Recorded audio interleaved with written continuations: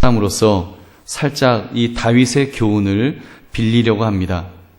내 인생의 마지막이 오기 전에 평소에 내 자녀에게 이 교훈을 잘 가르칠 수 있다면 얼마나 큰 유익이 되겠는지요. 그러게 볼 때 이 교훈은 우리의 자녀에게도 그리고 우리 자신에게도 굉장히 유익한 교훈임에 틀림없습니다. 5월 여러분 가정의 달에 특별히 교사주의를 맞이하여 이 교훈을 함께 묵상하려고 합니다. 그러므로 우리의 자녀들에게 그리고 우리 교사들이 가르치는 학생들에게 이 말씀의 교훈을 확실하게 심어줄 수 있는 저와 여러분 되시기를 주님의 이름으로 축원합니다. 다윗이 솔로몬에게 가르친 것은 첫째, 힘써 대장부가 되라는 것입니다. 우리 1절 2절 말씀 함께 읽겠습니다. 다윗이 죽을 날이 임박함에 그의 아들 솔로몬에게 명령하여 이르되 내가 이제 세상 모든 사람이 가는 길로 가게 되었노니 너는 힘써 대장부가 되고 아멘. 너는 힘써 대장부가 되고. 여러분, 이 명령이 요즘 말로 하면 우리 아들 기죽지 말고 살아라 단순히 이런 가르침이었을까요? 오늘날 이 시대 아버지들 중에 특히 아들들에게 이런 가르침을 주려고 합니다. 아들아, 남자는 기죽어 살면 안 된다. 기죽지 말고 담대하게 살아라. 몇 년 전 모그룹의 회장님께서 아들이 술집 웨이터들에게 매를 맞고 돌아왔다고 화가 나서 조폭들을 끌고 가서 그 이상으로 보복을 가한 사건이 있었습니다. 아들이 맞고 왔는데 아버지로서 그럴 수도 있겠다. 진짜 내 아이가 막 피를 철철 흘리면서 맞고 왔으면 막 화가 나지 않겠습니까? 힘만 있다면 나라도 그렇게 해주었겠다. 이 시대 아버지라면 그런 생각을 한 번쯤은 해보셨을지도 모르겠습니다. 그래서 요즘은 학교에서 인성교육을 시켜야 되는 선생님들이 두 손을 묶고 아이들 체벌하기를 포기했다고 합니다. 왜냐하면 부모들이 자식 기 살리기를 위해서 양팔을 걷어 붙였기 때문입니다. 남의 집 귀한 자식 매 한 대 잘못 때렸다가 그 어머니나 아버지가 교무실로 쳐들어와서 멱살잡이라도 하며 망신을 줄 수 있다는 것입니다. 그 정도로 으르렁거리면서 자녀들을 보호하며 기를 살리려는 것이 우리 부모들의 모습이 아닌지요. 내가 뒤에 있으니 기죽지 마라. 힘써 대장부가 되라. 네, 뭐 그런 가르침도 상당수 일리가 있겠습니다만 그렇지요. 만약 내 자녀가 기가 푹 죽어서 매일 벌벌 떨면서 바닥을 박박 기면서 다닌다면 속이 터지겠지요. 기왕이면 내 자녀가 용기 있게 담대하게 사는 것, 그런 모습 보고 싶은 것이 우리 부모의 심정일 것입니다. 실제로 다윗은 그렇게 살았습니다. 그야말로 대장부의 삶을 살았습니다. 그는 어린 나이에 홀로이 들판에서 양을 칠 때 그 양을 치는 막대기와 물맷돌을 가지고 사자와 곰과 같은 것들과 싸워서 이겼습니다. 그는 블레셋의 거인 골리앗이 그 하나님의 백성을 조롱하며 욕하는 것을 보았을 때 그는 담대하게 일어났습니다. 사자와 같이 일어났습니다. 그리고 물맷돌로 골리앗을 쓰러뜨렸습니다. 다윗은 그렇게 담대하게 살았던 사람입니다. 보통 이렇게 담대한 아버지들은 책임감이 강한 편입니다. 끝까지 책임지려는 경향이 있습니다. 그런 아버지일수록 평소에 자기가 힘이 있을 때 아마 이런 이야기를 할 것입니다. 아들아, 힘써 대장부가 되라. 아버지가 뒤에서 받쳐줄 테니까, 아버지가 뒤에서 도와줄 테니까 힘써 대장부가 되라. 아버지만 믿고 한번 힘을 써봐라. 이렇게 가르칠 것입니다. 그런데 오늘 다윗을 보면 이렇게 마지막 숨을 들이키며 힘써 대장부가 되라. 이런 김 빠진 명령을 내릴 수가 있었을까요? 그런데도 다윗이 이렇게 말하는 것을 보니 무엇인가 더 깊은 의미가 있는 것임에 틀림없습니다. 여러분, 우리는 그 답을 두 번째, 여호와의 명령을 지켜 행하라는 교훈에서 찾을 수가 있습니다. 우리 3절 말씀 함께 읽겠습니다. 시작. 내 하나님 여호와의 명령을 지켜 그 길로 행하여 그 법률과 계명과 율례와 증거를 모세의 율법에 기록된 대로 지키라. 그리하면 내가 무엇을 하든지 어디로 가든지 형통할지라. 아멘. 그렇습니다. 우리가 힘써 대장부가 될 수 있는 비결은 단순히 마음을 강하게 다잡는다고 되는 것이 아닙니다. 센 척한다고 강하게 살 수 있는 것이 아니라는 말입니다. 그럼 어떻게 하면 대장부의 삶을 살 수가 있을까요? 성경이 말씀하는 힘써 대장부가 되는 삶은 여호와의 명령을 지켜 행할 때 가능한 줄로 믿습니다. 잠언 28장 1절은 이렇게 말씀합니다. 악인은 쫓아오는 자가 없어도 도망하나 의인은 사자같이 담대하니라. 악인은 쫓아오는 사람이 없어도, 아무리 힘이 있고 강한 자라도 악인은 쫓아오는 사람이 없어도 도망간다는 것입니다. 이번에 대통령을 수행하러 갔던 인물이 미국에서 성추행을 한 사건이 일어났습니다. 사건의 진위는 끝까지 파헤쳐야 알겠지만 일단 외적으로 보여진 것만 봐도 얼마나 부끄러운지요. 죄를 짓기 전에는 청와대 대변인이면 나는 새도 떨어뜨릴 만한 그런 세도가 있지 않았겠습니까? 만약 그가 자기 본분을 끝까지 잘 지켰다면 보무도 당당하게 영광스럽게 그렇게 돌아왔을 것입니다. 그런데 죄를 지으니 부끄러워서 고개를 들지 못하고 허겁지겁 몰래 귀국하는 것을 우리는 보았습니다. 여러분, 그렇다면 하나님 앞에서 진짜 악인은 어떤 사람일까요? 여러분, 어떤 사람이 진짜 악인일까요? 그것은 하나님의 말씀대로 살지 않는 사람이 악인입니다. 반대로 하나님 앞에서 의인은 누구입니까? 하나님의 말씀대로 사는 사람이 의인일 것입니다. 다윗을 보십시오. 다윗이 언제 대장부처럼 담대하게 살았습니까? 그가 하나님의 말씀대로 살았을 때, 말씀을 붙들고 말씀에 순종하며 살았을 때 그는 담대했습니다. 블레셋의 장수 골리앗이 하나님의 백성을 능멸하는 것을 볼 때 그는 말씀을 따라서 말씀을 붙들면서 그는 담대하게 일어섰습니다. 나는 만군의 여호와의 이름 곧 하나님의 이름으로 내게 나아가노라. 전쟁은 여호와께 속한 것인즉 그가 너희를 우리 손에 넘기시리라. 약속의 말씀을 붙들고 그가 나아갈 때, 물맷돌을 던졌을 때 그 거인 장수 골리앗을 이길 수 있었는 줄로 믿습니다. 그런데 그렇게 담대했던 다윗이 어느 순간 아주 비겁한 사람으로 무너지는 것을 보게 됩니다. 아들 암논이 이복 여동생 다말을 강제로 동침하고 버렸을 때에도, 분노한 다말의 오라비 압살롬이 이복형 암논을 쳐 죽였을 때에도 다윗은 아무런 가르침을 줄 수가 없었습니다. 왜 그랬을까요? 왜 침묵하면서 비겁한 모습으로, 비겁한 아버지의 모습으로 있어야 되었을까요? 그것은 자기가 하나님의 말씀을 어기고 지은 죄가 있었기 때문입니다. 우리 아내 밧세바를 범하여서 동침하였던 그 죄 때문에 비록 하나님 앞에서는 회개하였을지라도 자식들 앞에서는 고개를 들 수 없는 죄인이 되었던 것입니다. 그렇게 그는 간음하는 자식 앞에서, 살인을 저지르는 자식 앞에서 담대하게 옳고 그름을 가르치지 못하는 비겁한 아버지가 되었던 것입니다. 여러분, 이 원리를 누구보다도 잘 알았던 다윗이었기에 아들 솔로몬에게 마지막으로 지금 가르치고 있는 것입니다. 아들아, 죄짓지 마라. 너가 힘써 대장부가 되려면 하나님의 말씀을 잘 지키면서 죄짓지 않고 살아야 된다라고 지금 가르치고 있는 것입니다. 여러분, 얼마나 비싼 가르침입니까? 자기의 인생이 망가지고 아들들이 먼저 죽어나가는 수업을 피눈물을 흘리면서 그가 받은 다음에 깨달은 진리가 바로 이것입니다. 그 진리를 지금 남은 아들 솔로몬에게 가르치고 있습니다. 너가 여호와의 명령을 지켜 행하면 너가 무엇을 하든지 어디로 가든지 형통할지니라. 그러니 네가 말씀을 지키면서 살아라. 그러면 너가 힘써 대장부가 될 수 있다라고 지금 가르치고 있습니다. 여러분, 이 명령, 이 교훈은 단순한 다윗의 교훈만은 아닙니다. 이 명령은 하나님께서 세우시고 가르쳐 주시는 영적인 원리인 줄 믿으시기 바랍니다. 여러분, 출애굽기 때 보면 자그마치 40년간 이스라엘 백성을 이끌어왔던 위대한 지도자 모세가 죽게 됩니다. 그 후계자로 젊은 여호수아가 세워지게 되는데, 그때 하나님께서 그 젊은 여호수아에게 바로 이 명령을 하셨던 것입니다. 강하고 담대하라.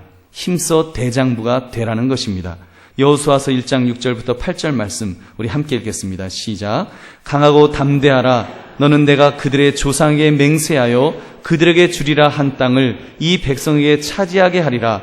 오직 강하고 극히 담대하여 나의 종 모세가 내게 명령한 그 율법을 다 지켜 행하고 우로나 좌로나 치우치지 말라. 그리하면 어디로 가든지 형통하리니 이 율법책을 내 입에서 떠나지 말게 하며 주야로 그것을 묵상하여 그 안에 기록된 대로 다 지켜 행하라. 그리하면 내 길이 평탄하게 될 것이며 내가 형통하리라. 아멘.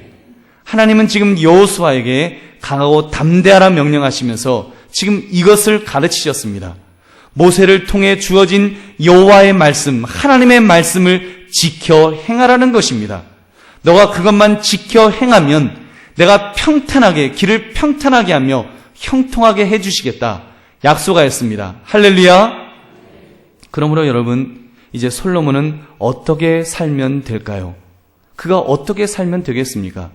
그것이 바로 세 번째 말씀, 마음과 성품을 다하여 진실하게 행하면 됩니다. 우리 4절 말씀 우리 같이 읽어보겠습니다. 시작. 여호와께서 내 일에 대하여 말씀하시기를 만일 내 자손들이 그들의 길을 삼가 마음을 다하고 성품을 다하여 진실이 내 앞에서 행하면 이스라엘 왕위에 오를 사람이 내게서 끊어지지 아니하리라 하신 말씀을 확실히 이루게 하시리라. 아멘. 하나님의 말씀을 지키는데 마음을 다하여 지키는 사람이 있고 억지로 마지못해서 지키는 사람이 있습니다. 하나님은 어떤 사람을 기뻐하실까요? 마음과 성품을 다하여 여러분 진실하게 행하는 사람을 기뻐하실 줄로 믿습니다. 여러분 그런 면에서 우리 주일학교 예배를 생각해 보았습니다. 주일학교 학생들 중에는 부모님이 믿기 때문에 자동적으로 예배를 드리는 아이들이 있습니다. 그러다 보니 어떤 아이는 진심으로 예배를 드리지만 어떤 아이는 억지로 끌려와서 예배를 드리는 아이도 있을 것입니다. 만약 억지로 앉아 있다면 과연 하나님께서 그런 예배를 기뻐 받으실까요?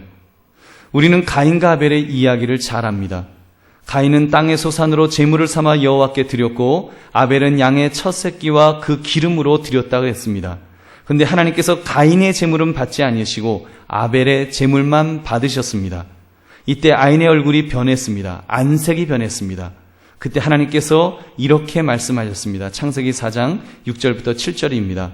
여호와께서 가인에게 이르시되 내가 분하여 함은 어찌 됨이며 안색이 변함은 어찌 됨이냐. 내가 선을 행하면 어찌 낯을 들지 못하겠느냐.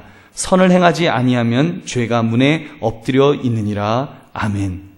왜 하나님께서 가인의 제물은 받지 않으셨는지 정확한 원인을 말씀하고 있지는 않지만 우리가 한 가지 사실은 분명히 알 수 있습니다. 그것은 그가 선을 행하지 않았다는 것입니다. 선을 행했다면 어찌 낯을 들지 못하겠느냐.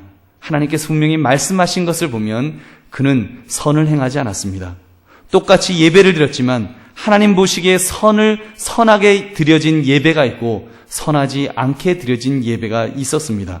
만약 가인이 마음과 성품을 다하여 진실하게 예배를 드렸다면 하나님이 그 제물을 선하게 여기지 않으셨겠습니까?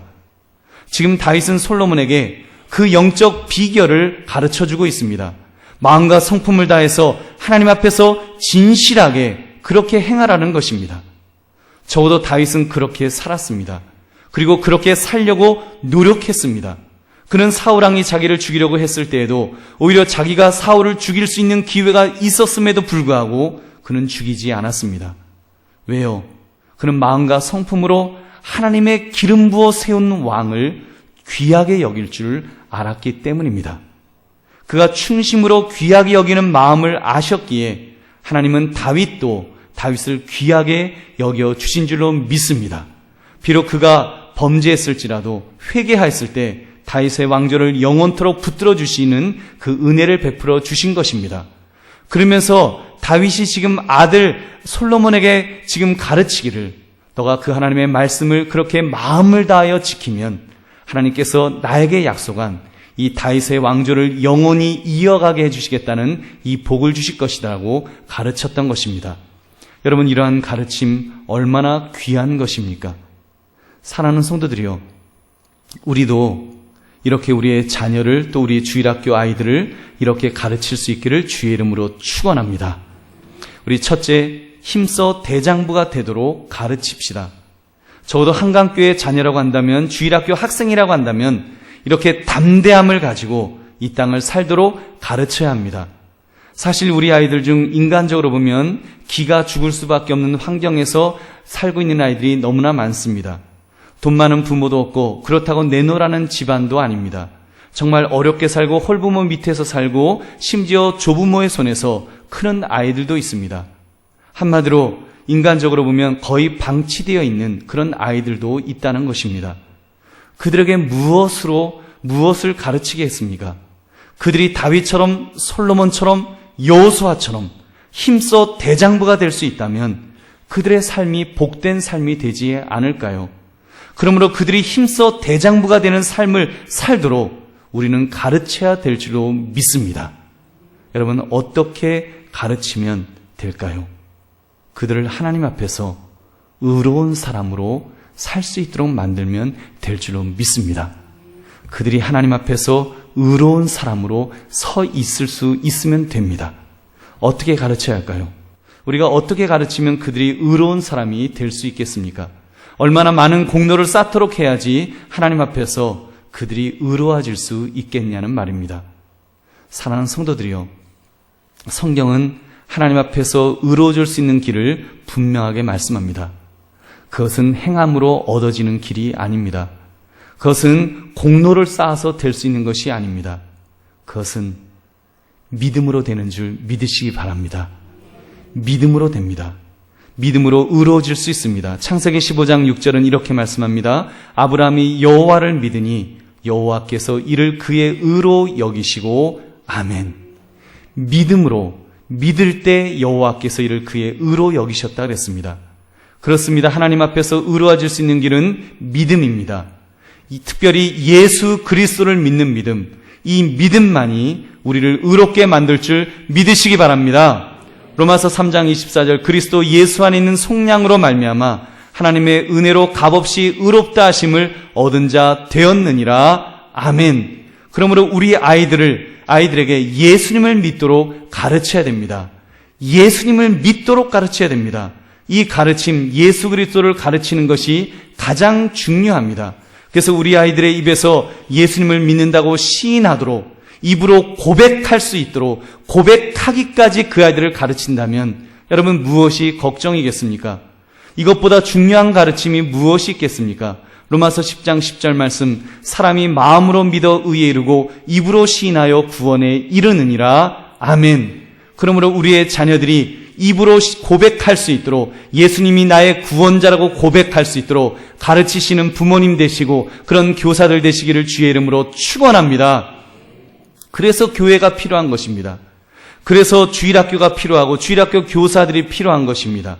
우리 주일학교 교사들이요, 우리 학생들에게 이 믿음을 심어주시기 바랍니다. 저들이 어려서부터 믿음으로 구원 얻는다는 것을 확실하게 심어줘야 합니다.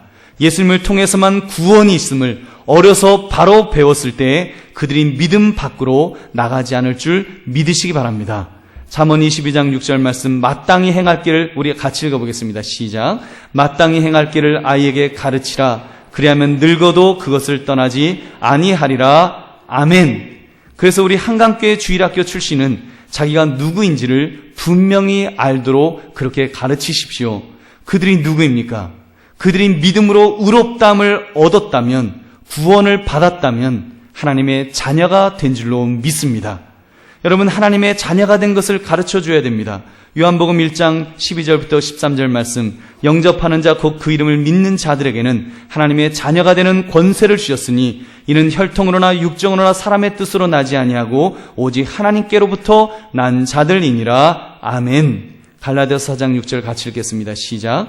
너희가 아들임으로 하나님이 그 아들의 영을 우리 마음 가운데 보내사 아빠 아버지라 부르게 하셨느니라. 아멘. 여러분, 그래서 우리 아이들이 기도할 때 하나님을 향해서 아빠 아버지라고 기도할 수 있도록 그렇게 가르치면 됩니다. 여러분, 우리 부모가 빽이 없어도 괜찮습니다. 우리 부모가 잘 나가지 않아도 괜찮습니다. 부모가 없어도 괜찮습니다. 그 아이의 입술에서 하나님을 향해서 아빠, 아버지라고 고백할 수 있다면 여러분 그 아이는 담대한 아이로 정말 힘써 대장부가 되는 그런 아이가 될 줄 믿으시기 바랍니다. 여러분 그런 아이들은 죽음 앞에서도 대장부가 될 것입니다. 왜요? 천국에 대한 소망을 가지고 살기 때문입니다. 천국이 자기가 돌아가야 될 본향임을 깨닫고 사는 아이가 된다는 말입니다. 요한복음 14장 1절부터 3절 말씀 우리 같이 읽어보겠습니다. 시작. 너희는 마음에 근심하지 말라. 하나님을 믿으니 또 나를 믿으라. 내 아버지 집에 거할 것이 많도다. 그렇지 않으면 너희에게 일렀으리라. 내가 너희를 위하여 거처를 예비하러 가노니 가서 너희를 위하여 거처를 예비하면 내가 다시 와서 너희를 내게로 영접하여 나 있는 곳에 너희도 있게 하리라. 아멘. 여러분 그렇습니다. 예수님을 믿는 사람은 천국에 거처가 있는 사람입니다. 그것을 믿는 사람입니다. 그러면 여러분 그 사람은 담대하게 살아갈 수밖에 없습니다. 그래서 예수님 말씀하지 않으십니까? 너희는 마음에 근심하지 말라. 두려워하지 말라는 것입니다. 벌벌 떨지 말라는 것입니다. 왜냐하면 천국에 대한 본향을 믿고 살기 때문에 담대하게 살 수 있다라고 우리에게 가르쳐 주신 것입니다. 그러면 여러분 우리의 자녀들에게 이런 천국 소망까지 가르쳐서 그들을 대장부로 모두 키우시기를 주님의 이름으로 축원합니다. 둘째, 하나님의 말씀을 지키도록 가르칩시다. 하나님의 말씀을 지키도록 가르치면 두 가지 면에서 유익이 있습니다. 한 가지 유익은 믿음으로 의로워진 자가 끝까지 담대할 수 있습니다. 우리가 믿음으로 의롭다함을 얻었다 그랬어요. 믿음으로 의롭다함을 얻은 자가 그 사람이 끝까지 믿음으로 살아가는 것, 이것은 조금 쉽진 않습니다. 어느 순간 그 담대하던 믿음의 사람이 갑자기 빌빌거리면서 힘을 잃을 때가 있습니다. 언제 그렇게 될까요? 그것은 죄를 지었을 때 그렇게 됩니다. 우리가 잘 아는 그 창세기 그 2장 3장에 나오는 아담과 하와를 우리는 잘 알 것입니다. 하나님께서 에덴 동산을 만드시고 아담과 하와를 만드시면서 죄 없는 상태에서 그들의 삶을 보십시오. 얼마나 행복하게 담대하게 살았습니까? 어떤 맹수가 앞에 와도 맹수를 이렇게 애완동물 취급하듯이 그렇게 취급하면서 담대하게 이름을 지어줬습니다. 하나님과 동행하면서 살아가는데 하나님께서 오실 때마다 그들은 기쁨으로 하나님을 맞이하면서 정말 담대하게 아무런 두려움 없이 그렇게 살았습니다. 그랬던 그들이 하나님께서 명령하신 선악을 알게 하는 나무의 실과를 따먹지 말라 하셨는데 그 하나님의 말씀을 어겼을 때, 그들이 말씀을 어기고 죄를 지었을 때 그들이 어떻게 되었습니까? 그들의 반응을 보니까요, 하나님의 낯을 피하여 숨었다 그랬습니다. 도망갔습니다. 하나님이 찾으셨습니다. 너희 왜 숨었느냐? 그때 그 아담이 했던 말, 창세기 3장 10절은 이렇게 말씀합니다. 이르되 내가 동산에서 하나님의 소리를 듣고 내가 벗었으므로 두려워하여 숨었나이다. 죄를 지으니까 두려움이 생겼습니다. 여러분, 하나님의 사람이, 믿음의 사람이 죄를 지으면 두려움이 생깁니다. 무서움이 생깁니다. 담대하고 싶어도 담대할 수 없다는 말입니다. 그러면 여러분, 믿음의 사람이 반드시 경계해야 될 것, 여러분 기억하십시오. 죄를 경계하십시오. 여러분, 죄를 짓지 않도록 우리의 아이들을 그렇게 가르쳐야 됩니다. 그들이 죄를 범하지 않도록 하나님의 말씀을 가르치는 것, 이것은 너무나도 중요합니다. 동방의 의인이었던 욥은 그렇게 했습니다. 욥은 이렇게 자기 자녀들이 잔치를 벌이면, 잔치가 끝나고 나면 후에 무엇을 했다고 했습니까? 욥기 1장 5절 말씀 같이 읽어보겠습니다. 시작. 그들이 차례대로 잔치를 끝내면 욥이 그들을 불러다가 성결하게 하되 아침에 일어나서 그들의 명수대로 번제를 드렸으니 이는 욥이 말하기를 혹시 내 아들들이 죄를 범하여 마음으로 하나님을 욕되게 하였을까 함이라. 욥의 행위가 항상 이러하였더라. 아멘. 여러분, 얼마나 아버지로서 자녀를 제대로 가르치고 있습니까? 영적으로 제대로 가르치고 있습니까? 저는 그런 생각을 해봤습니다. 욥은 역시 하나님 앞에서 의로운 자였기에 자녀에 대해서도, 자녀를 가르치는 데 있어서도 뭘 좀 제대로 알고 가르쳤구나, 그런 생각을 했습니다. 욥의 자녀들은 태풍이 불어서 집이 무너져서 이렇게 한순간에 몰살당했습니다. 회개할 시간적 여유도 없이 갑작스럽게 죽임을 당한 것입니다. 마치 미국의 쌍둥이 빌딩이 무너져서 젊은이들이 죽듯이 그렇게 죽었습니다. 만일 우리 자녀가 그렇게 죽는다면 여러분, 우리가 영적으로 우리의 자녀의 영적 상태를 안심할 수가 있을까요? 그런데 저는 확신합니다. 욥의 자녀들은 모두 천국 갔습니다. 아멘을 별로 안 하시는데, 왜냐하면 여러분 잘 보십시오. 성경에 없어요. 그렇지만 분명 저는 확신합니다. 왜냐하면 나중에 욥이 고난을 당한 후에 하나님께서 욥을 회복시켜 주셨는데 모든 재물을 2배로 주셨습니다. 2배의 재물을 다 주셨어요. 근데 자녀는 2배가 아닌 12명만 주셨기 때문입니다. 왜요? 하나님 보시기에 이 땅에 있는 자녀나 천국에 있는 자녀나 모두 똑같이 살아있는 자녀이기 때문에 천국 자녀 12명 플러스 그 세 자녀 12명 합쳐서 이렇게 24명으로 결국 2배로 주신 줄로 믿습니다. 여러분, 그렇게 볼 때 자녀를 말씀으로 양육하는 것이 가장 중요한 줄 믿으시기 바랍니다. 또 한 가지 유익은 말씀을 알아야 지킬 것이기 때문입니다. 성령의 기능 중에 캐논의 역할이 있습니다. 캐논은 규범, 잣대라는 뜻으로 옳고 그름을 알게 해주는 기준점을 보여주는 것입니다. 그렇게 유대인들은 자녀들에게 생명을 걸고 성경 말씀을 가르쳤습니다. 그래서 옳고 그름을 분별할 수 있도록 말씀을 기준으로 해서 살아갈 수 있도록 그렇게 가르친 것입니다. 그 교육이 필요합니다. 오늘 이 시대에 우리 자녀들에게 그 교육이 필요합니다. 여러분, 이 시대를 보십시오. 윤리와 도덕이 땅에 떨어져 버리는 이런 시대를 우리는 살고 있습니다. 이제는 상대주의적인 가르침 때문에 이제는 더 이상 무엇이 옳고 무엇이 그른지 여러분 절대적인 가치를 보여줄 것이 없습니다. 예를 들어 보겠습니다. 일부 일처제, 부부는 아빠 한 사람, 엄마 한 사람 이렇게 가르칠 수 있을까요? 우리 보강초등학교에도 이미 그 이슬람권에서 온 아이들이 있어요. 그들이 이렇게 말할 겁니다. 선생님, 우리 집에는 아빠 한 명에 엄마가 여러 명 있는데요. 엄마가 여러 명 있는 집이 훨씬 더 복받은 집이라고 하던데요. 그렇게 말할 것입니다.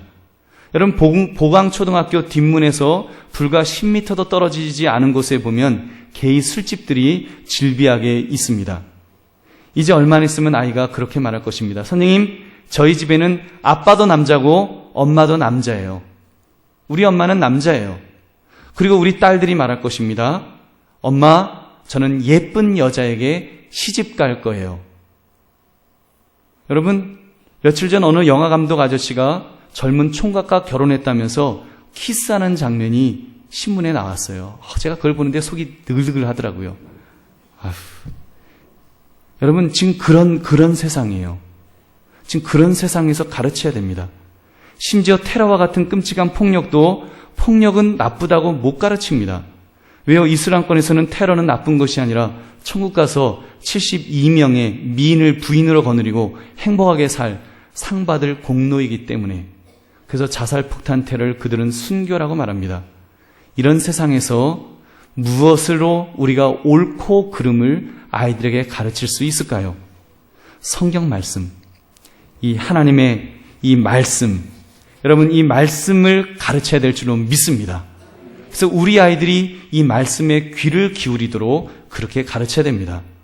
이 시대가 얼마나 시끌벅적합니까? 이 시대는 사람들이 너나 할 것 없이 다 목소리를 내고 있습니다. 이렇게 하면 성공할 수 있다. 이렇게 살면 가치 있는 인생을 살 수 있다. 너나 할 것 없이 다 떠드는데 어느 소리에 귀를 기울여야 될지 모를 정도로 시끄럽게 떠들고 있습니다. 그런 속에서 우리 아이들이 정말 그 속에서 바르게 살 수 있는 길은 하나님의 말씀에 귀를 기울일 때 우리 아이들이 바르게 서게 될 줄 믿으시기 바랍니다. 이런 이야기가 있습니다. 사과를 저장하는 냉장 창고에서 사장님이 비싼 시계를 떨어뜨렸습니다. 잃어버렸어요. 아주 귀한 명품 시계였는데 사장님이 아무리 찾으려고 해도 찾을 수가 없는 거예요.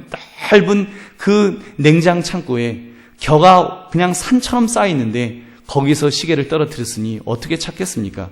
사장님이 인부들에게 명령을 내리기를 그 시계를 찾아주는 사람에게는 큰 상금을 주겠습니다. 이렇게 상금을 걸었습니다.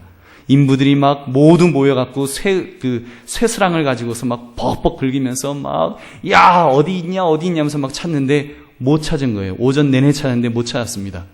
점심때가 되어서 배가 고프니까 밥 좀 먹고 하자. 그리고 다 밥 먹으러 갔어요. 근데 밥 먹고 돌아오니까 조그만 아이가, 그 소년이 그 시계를 찾아온 거예요. 시계 여기 있어요. 네가 어떻게 그걸 찾았냐? 그랬더니 그 아이가 씩 웃으면서 찾는 거 너무 쉽던데요? 조용하게 귀를 기울이니까 째깍째깍째깍째깍 소리가 나서 거기 이렇게 파보니까 시계가 있던데요? 그렇습니다. 참 지혜로운 소년입니다. 쇠사랑으로 등결을 휘저어서 시계를 찾은 것이 아니라 귀를 기울여서 시계 소리를 듣고 그 시계를 찾은 것입니다. 사랑하는 성도들이여, 이 시대에 하나님의 말씀에 귀를 기울일 줄 아는 우리 아이들로 키우면 우리 아이들이 성공할 줄로 믿습니다. 여러분, 지금 이것저것 많은 소리 나고 막 동분서주하고 막 뛰어다닌다고 성공하는 건 아닙니다. 소리 지르면서 다니고 목소리 큰 소리 듣는다고 성공하는 건 아니고 하나님의 말씀에 귀를 기울이는 자가 성공할 줄 다시 한번 믿으시기 바랍니다. 그러므로 하나님의 말씀을 지켜 행하도록 가르치시는 저와 여러분 되시기를 주님의 이름으로 축원합니다. 셋째, 마음으로 하나님을 섬기도록 가르칩시다. 우리가 그 겉으로만 예배드리는 사람이 되면 안 된다고 했습니다. 아무리 겉보기에 예배를 잘 드리는 것 같고 말씀을 행하는 것 같아도 마음에 기쁨이 없고 정성이 없으면 하나님이 기뻐하지 않으십니다. 가인의 제사, 분명히 제사를 드렸지만 하나님은 안 받으셨다고 했습니다. 그러므로 마음을 다하고 성품을 다하여 진실이 행하는 것이 중요합니다. 즉 마음으로 하나님을 섬기도록 그렇게 가르쳐야 됩니다. 우리 예수님께서 그 비결을 이렇게 말씀하셨습니다. 마태복음 22장 37절부터 40절 말씀 우리 함께 읽겠습니다. 시작. 예수께서 이르시되 내 마음을 다하고 목숨을 다하고 뜻을 다하여 주 너의 하나님을 사랑하라 하셨으니 이것이 크고 첫째 되는 계명이요 둘째도 그와 같으니 내 이웃을 내 자신같이 사랑하라 하셨으니 이 두 계명이 온 율법과 선지자의 강령이니라. 아멘. 예수님은요, 하나님의 말씀을 지키는 것을 두 가지로 딱 요약해 주셨습니다. 성경 말씀을 두 개를 요약해 주셨어요. 위로는 하나님을 수직적으로 사랑하고, 그리고 옆으로는 수평적으로 이웃을 사랑하라고 말씀하였습니다. 이것을 가르쳐서 십자가의 사랑이라고 합니다. 십자가의 사랑을 가르쳐 주신 것입니다. 하나님의 사랑, 그리고 이웃의 사랑. 이 사랑은 그냥 노력한다고 되는 것이 아닙니다. 이 사랑은 내가 뭐 애써서 나도 이렇게 사랑해봐야지 한다고 될 수 있는 것이 아닙니다. 어떻게 하면 이 사랑을 마음으로 하나님을 섬기고 마음으로 이 사랑을 할 수가 있을까요? 십자가의 사랑을 깨달을 때 마음으로 하나님을 섬기는 것이 가능할 줄 믿으시기 바랍니다. 요한일서 4장 10절부터 11절 말씀, 사랑은 여기 있으니 우리가 하나님을 사랑한 것이 아니요 하나님이 우리를 사랑하사 우리 죄를 속하기 위하여 화목제물로 그 아들을 보내셨습니다. 사랑하는 자들아, 하나님이 이같이 우리를 사랑하셨은즉 우리도 서로 사랑하는 것이 마땅하도다. 아멘. 여러분, 하나님의 사랑은요 바로 십자가의 사랑, 예수 그리스도의 십자가의 사랑이 깨달아지면 그 사랑을 받은 자는 여러분 전심으로 하나님을 사랑하게 될 줄로 믿습니다. 그러므로 교회는 그 사랑, 십자가의 사랑을 가르쳐야 됩니다. 부모는 이 십자가의 사랑을 가르쳐야 됩니다. 괜히 아이 이쁘다고 물고 빨고 그것만 하지 마시고 이 십자가의 사랑을 가르치십시오. 예수를 가르치십시오. 십자가를 가르치십시오. 한마디로 복음을 가르치시기를 바랍니다. 이 복음을 배우게 되면 아이들이 마음으로 하나님을 섬기게 될 것입니다. 십자가의 사랑이 깨달아지면 그들이 사랑하지 말라고 해도 하나님을 전심으로 사랑하며 전심으로 하나님의 말씀을 지키게 될 것입니다. 그러므로 꼭 복음을 전하십시오.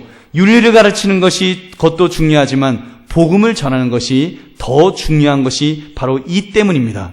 그래서 그 아이들이 마음으로 하나님을 섬기도록 그렇게 복음을 가르치시는 우리 모두가 되시기를 주의 이름으로 축원합니다. 말씀을 맺습니다. 여러분이 부모로서 또는 교사로서 무엇을 아이들에게 가르치시겠습니까? 특히 여러분 임종을 만약에 앞에 둔다면 내가 마지막 숨을 거두기 전에 내 아이에게 또 우리 아이들에게 무엇인가 마지막으로 남겨야 될 말이 있다면 여러분 무엇을 그 아이들에게 남기시겠냐는 말입니다. 여러분 세 가지 질문을 자신에게 한번 던져보십시오. 내가 그렇게 살고 있는지, 아이들이 믿음의 굳건히 서도록 힘써 대장부가 되도록 가르치고 있었습니까? 아이들이 하나님의 말씀을 지킬 수 있도록 그렇게 제대로 말씀을 가르쳤는지요? 아이들이 마음으로 하나님을 섬기도록 십자가의 사랑을, 예수 그리스도의 사랑을 제대로 가르치고 있었는지요? 여러분 이 질문 앞에서 우리가 만약에 지금 네라고 대답하지 못한다면 여러분 우리가 내년이라도 이제부터라도 우리가 정말 네라고 대답할 수 있도록 그렇게 우리의 자녀들을, 우리 학생들을 제대로 가르칠 수 있는, 바르게 가르칠 수 있는 저와 여러분 되시기를 주님의 이름으로 축원합니다. 우리 함께 기도하겠습니다. 오늘 말씀 생활